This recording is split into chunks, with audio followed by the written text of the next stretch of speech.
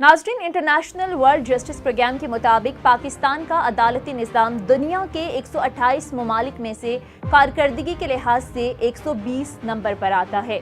नाज़रीन, पाकिस्तान का अदालती निज़ाम का शुमार दुनिया के महंगे तरीन अदालती निज़ाम में शुमार होता है, मगर कारकर्दगी के लिहाज से पाकिस्तान के अदालती निज़ाम का शर्मनाक हद तक 120वें नंबर पर आना एक निहायत हैरान कुन बात है। नाज़रीन, अगर पाकिस्तान के जुडिशल सिस्टम की इंटरनेशनल रैंकिंग का मुकाबला पाकिस्तान के दूसरे इदारों से किया जाए तो साफ लफ्ज़ों में ये पता चलता है कि बैनुल-अक़वामी गैर जानिबदार रैंकिंग के मुताबिक पाकिस्तान में सबसे बदतरीन कारकर्दगी पाकिस्तानी अदलिया की ही है।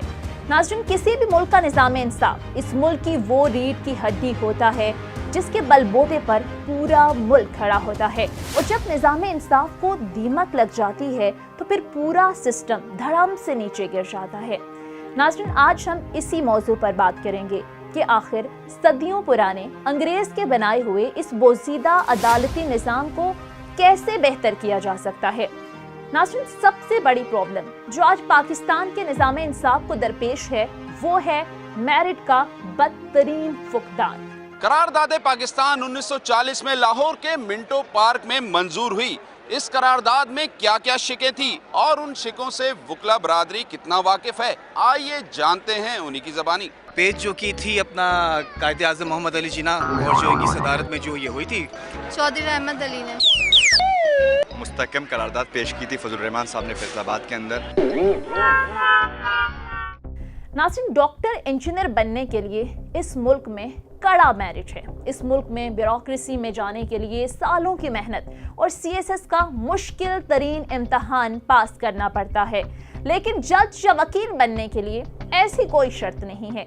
आप बेशक अपनी नौजवानी में कबूतर उड़ाते रहे हों, बेशक आपकी स्टूडेंट लाइफ गर्ल्स कॉलेज के सामने हुल्लड़बाजी करते हुए गुजरी हो, लेकिन अगर आप जनूबी पंजाब या अंदरूनी सिंध के भी किसी गई गुजरी यूनिवर्सिटी से 3rd डिवीजन में प्राइवेट BA कर चुके हैं तो आपको किसी भी प्राइवेट या सरकारी लॉ कॉलेज में दाखिला बड़ी आसानी से मिल जाएगा, और चंद साल प्रोफेसर्स को यूनिवर्सिटी की कैंटीन में दही भल्ले खिलाएं, आप लॉ का इम्तहान पास कर सकते हैं और फिर अपने नाम के साथ बड़ी आसानी से एडवोकेट भी लिख सकते हैं। नाम के साथ एडवोकेट लिखने का मतलब ये होगा कि अब आप वकील बन चुके हैं। आज से यही मेरा थिएटर है, यही मेरा TV और यही मेरी फिल्म।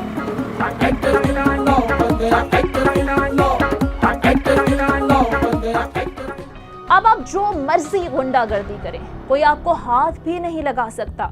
नाज़रीन, दुनिया का नालायक तरीन इंसान होने के बावजूद आप वकील बन गए।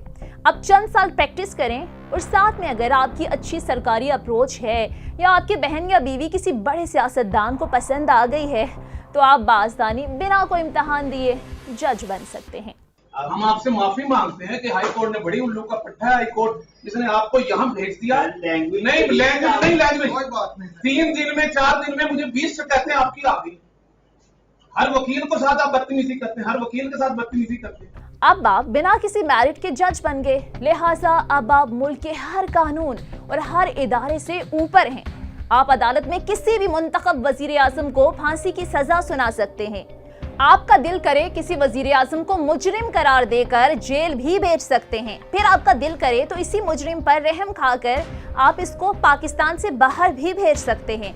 मतलब आपके पास खुले इख्तियारात हैं, और सिर्फ इतना ही नहीं बल्कि इस दौरान अगर आप पर या आपकी किसी फैमिली मेंबर पर कोई इल्ज़ाम लग जाता है, हत्ता के FBI की रिपोर्ट भी आ जाती है जिसमें साफ लिखा हो कि लंदन में आपकी बीवी की करोड़ों की जायदादें हैं और ये जायदाद वो है जिसका कोई हिसाब किताब नहीं है, और आपसे पूछा जाए कि आप जज हैं, आपकी इतनी आमदन है, लेकिन आपकी असासे आपकी आमदन से ज़्यादा हैं, लिहाजा इन असासों का हिसाब किताब दें।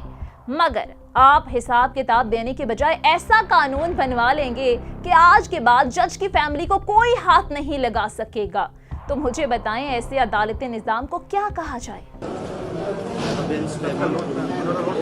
कौन सी प्रोविंस है? ये किधर है सेशन जज? पता करें क्या कर रहे हैं, उससे पूछे कौन सी प्रोविंस क्या प्रोसीड कर रहे हैं, उनको नहीं पता, कमरे में रखिए। ناظرین، اگر تو پاکستان کو بچانا ہے تو پاکستان کے عدالتی نظام کو میرٹ اور صلاحیت کی بنیاد پر کھڑا کرنا ہوگا۔ پاکستان کے عدالتی نظام کو قانونی طور پر کسی اتھارٹی کے سامنے جواب دہ کرنا پڑے گا۔ اگر ہم خدا نخواستہ یہ عدالتی اصلاحات نہ کر سکے تو یقین کیجئے ایسے راستے پر تباہی کے سوا کچھ نہیں۔